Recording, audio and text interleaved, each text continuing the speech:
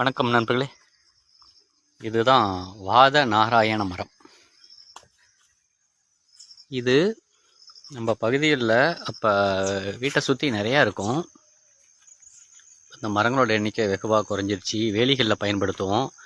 இது கை கால் வலி, மூட்டு வலிக்கெலாம் நல்ல பலனை கொடுக்கக்கூடியது. இதை துவையலாக செஞ்சும் நாங்கள் சாப்பிட்ருக்கோம். பாருங்கள் எவ்வளோ பெரிய மரமாக இருக்குன்னு. வாத நாராயண மரம் வாதம் சம்பந்தமான பிரச்சனைகளுக்கு இது ஆயுர்வேத சித்த மருத்துவத்தில் இந்த இலையோட சாறு பயன்படுத்துகிறதா சொல்கிறாங்க.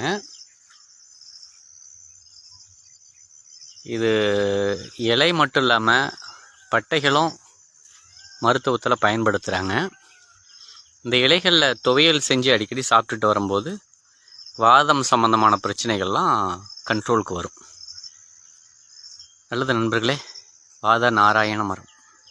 இந்த இலைகளை ஆடு மாடுகள் விரும்பி சாப்பிடும்.